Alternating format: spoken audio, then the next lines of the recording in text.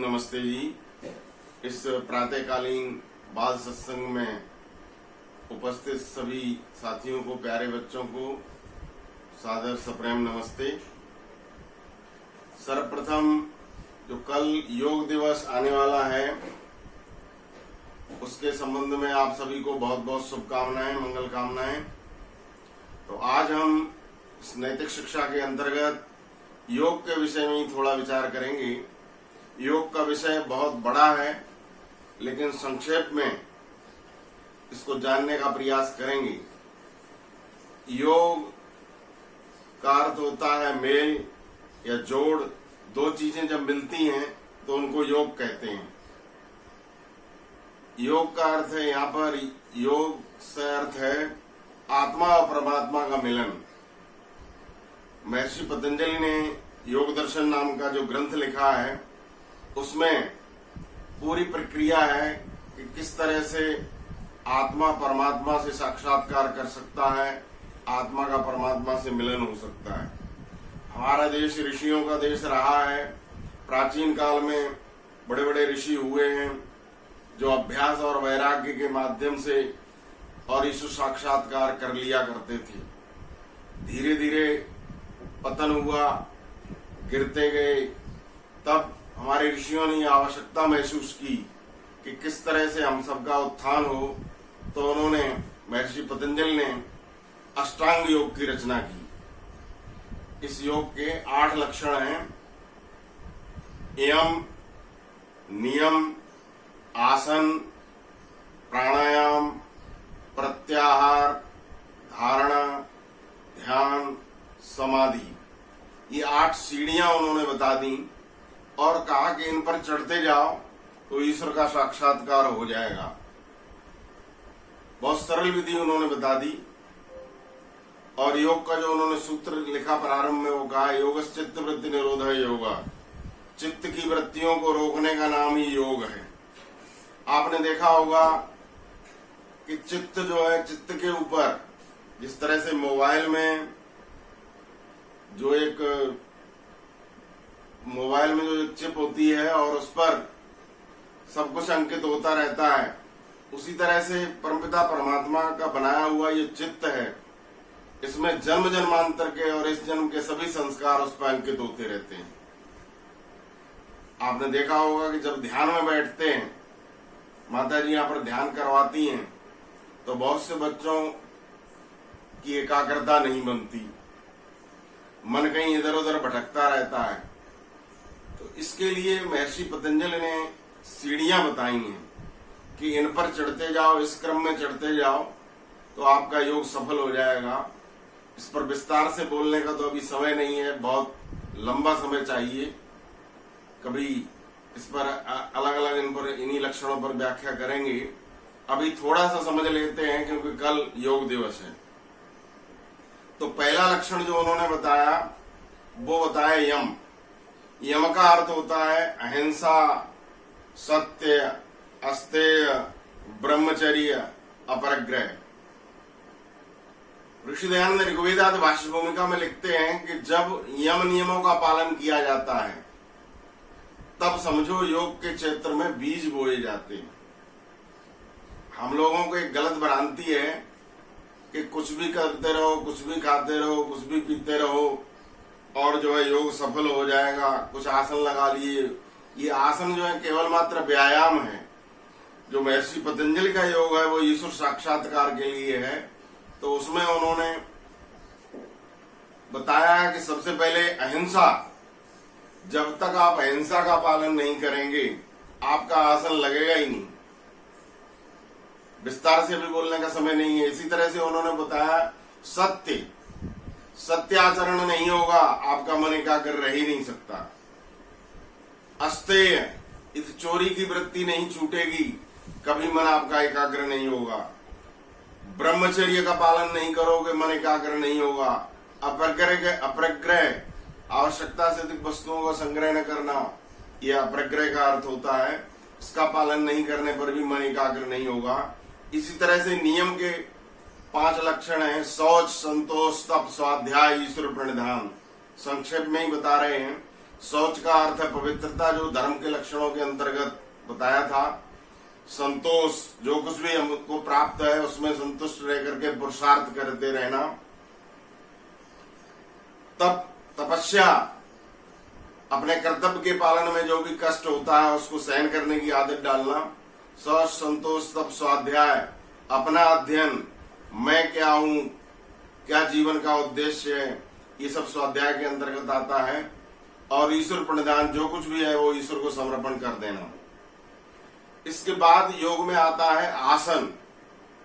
महर्षि पतंजलि कहते हैं कि बहुत सारे आसन हैं, उनमें से किसी एक आसन पर बैठने का अभ्यास बनाएं।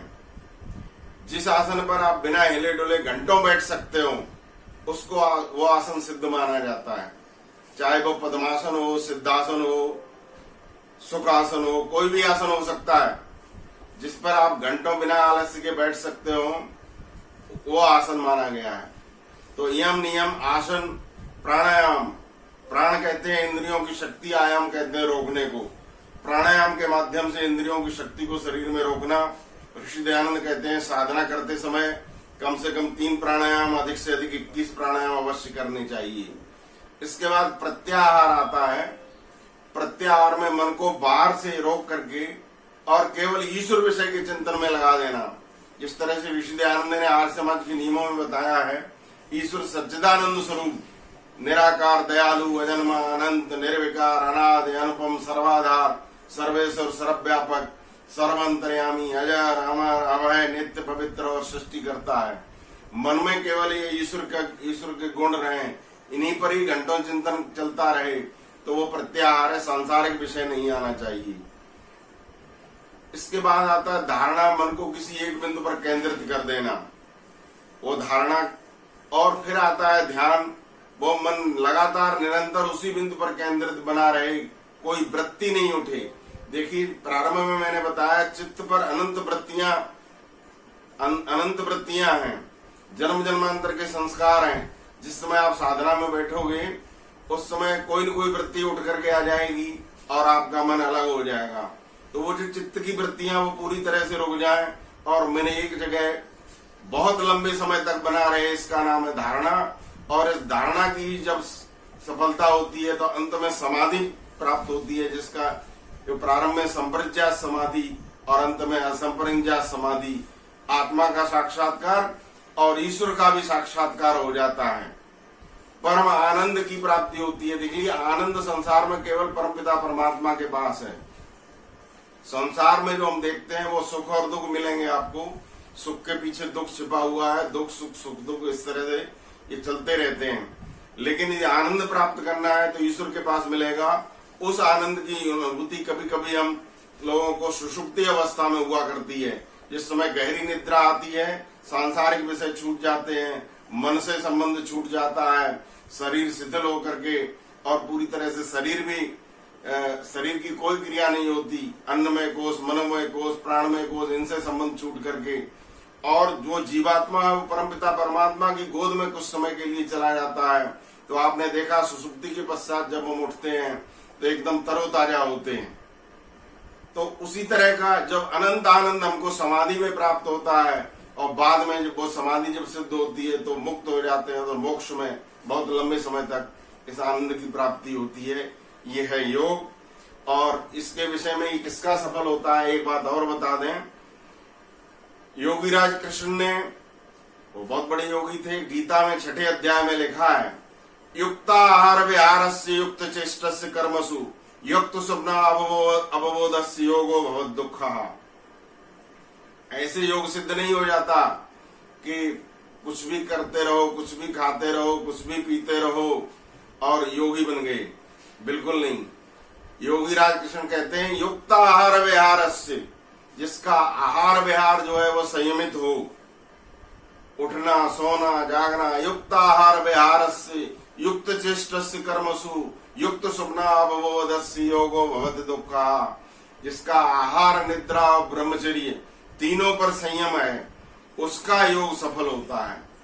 आहार के विषय में भी बहुत विस्तार से बताया जा सकता है, लेकिन अभी समय नहीं है। केवल इतना समझ लें कि ये योगीराज कृष्ण कहते हैं कि न तो बहुत अधिक खाने वाले का सफल होता है, न बहुत कम खाने वाले का सफल होता है, संयमित व्यक्ति का। युक्त आहार विहारस्य युक्त चेष्टस्य कर्मसु, और इसी तरह से जो ब्रह्मचर्य व्रत का पालन करता हो, और युक्त स्वप्ना अवबोधस्य योगो भवति दुःखः, जिसका निद्रा पर भी पूर्ण कंट्रोल हो।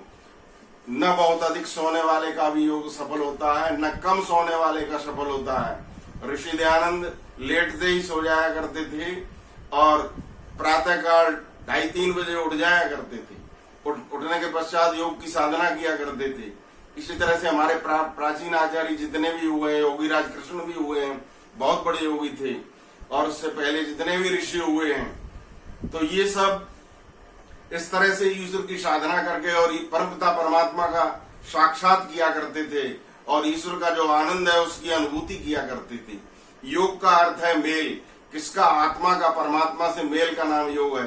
चित्त वृत्ति निरोधा योगा, चित्त की वृत्तियां पूरी तरह से रुक जाएं, इसका नाम योग है। अभी माता जी आपको अभ्यास कराएंगी, और उस अभ्यास के दौरान ये जब आपका मन इधर उधर भागता रहे तो समझ लीजिए चित्त की वृत्तियां रुकी नहीं है, और चित्त की वृत्तियां यदि रुकी नहीं है तो योग बिल्कुल सफल नहीं हुआ है। वो सफल कब होगा? जब योगीराज कृष्ण कहते हैं उनके अनुसार आचरण होगा।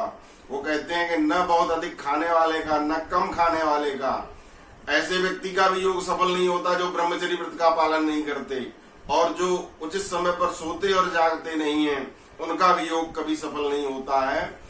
और योग के विषय में कभी विस्तार से फिर कभी चर्चा करेंगे, एक एक अंग के विषय में। अभी तो केवल इतना बता करके अपनी वाणी को विराम देता हूँ। एक बार पुनः आप सभी को योग दिवस की बहुत बहुत शुभकामनाएं। धन्यवाद।